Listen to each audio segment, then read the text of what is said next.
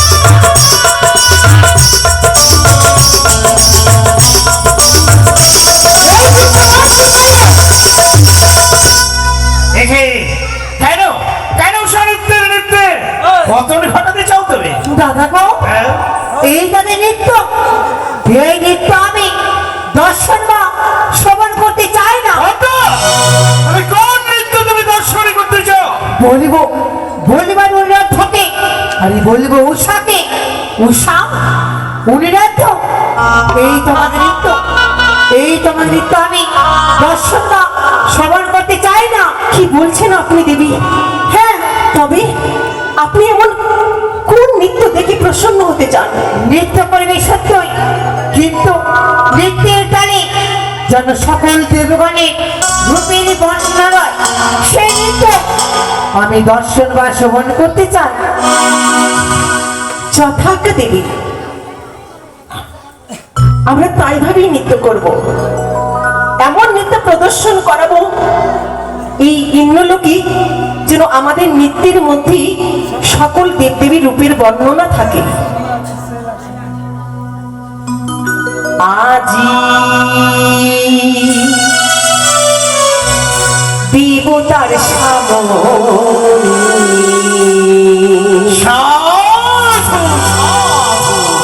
মোদের গাইতে হবে গান,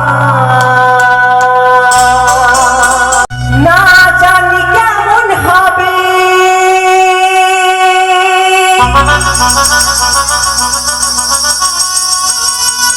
এই গানের সুরতা।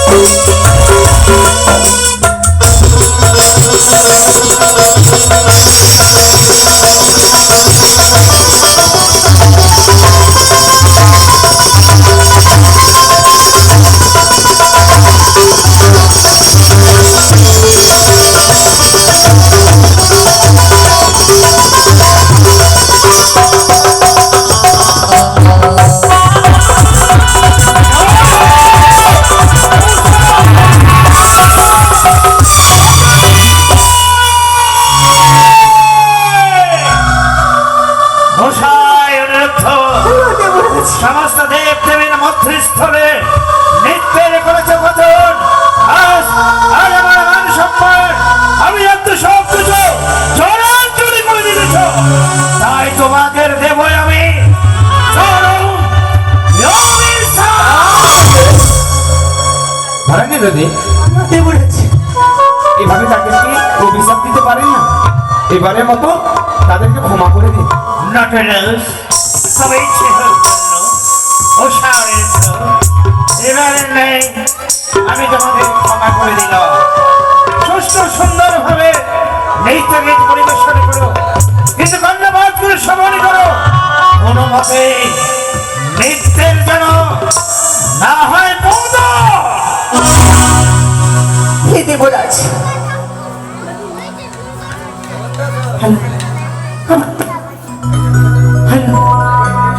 আর এখনো কম হবে না, আর এমন বিঘ্ন ঘটবে না। আমরা যথার্থ ভাবে পালন করার চেষ্টা করব আপনার আদেশ। দেবগণ অতি শোনো, মধুর বাঁশুরি বাজে,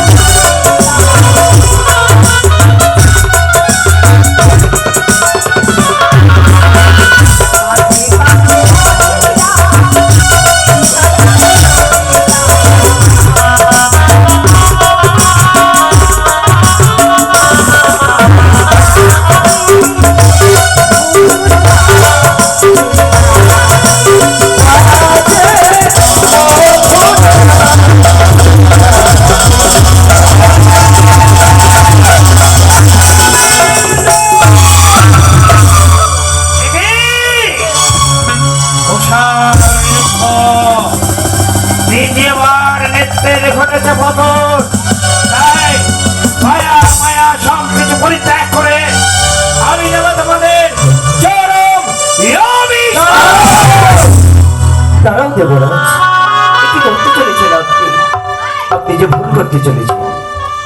তাদেরকে ছোট থেকে মানুষ করলে এই অর্থশালায়, আর তাদেরকে করতে চাইছিল অভিশাপ। তারা যে হচ্ছে পুত্র সমতুল্য, পারেন না তুমি তাদেরকে অভিশাপ করে দিতে। একটিবারের জন্য তাদেরকে ক্ষমা করে দাও না। তাই হবে ব্রহ্মদেব। মনে রেখো যুবরাজ, উষা, কেন বারবার আজ নৃত্যের পাথরে ঘটে? বুঝেছো উষা, নৃত্য বুঝেছি।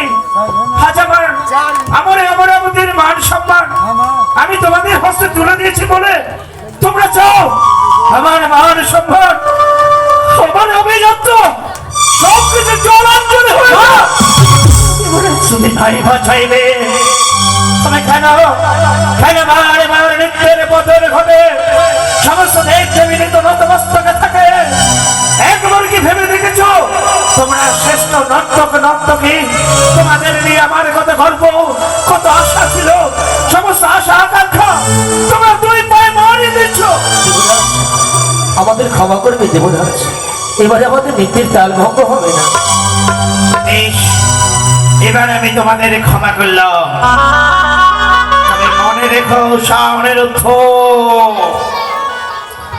এবার সুস্থ সুন্দর ভাবে তোমরা নৃত্য গীত পরিবেশন করবে, যেন নৃত্যের পতন না ঘটে। আর যদি নৃত্যের পতন ঘটে করিব আমি অভিশাপ, মর্ত লোকে মনুষ্যরূপে হইবে নির্বাণ। দেবরাজ, আপনি আমার নিষ্ঠুরকে মনে রেখো। উষা, তুমি সুন্দর করে সঙ্গীত ধরো, তোমার সঙ্গীতের সুরে সুরে নৃত্য করবো আমি ইন্দ্রলোকে। তাই হবে উষা, তাই হবে। ও তোমরা দেখো গোয়াশিয়া, উষা ধ্বনি নৃত্য করে থমে গিয়া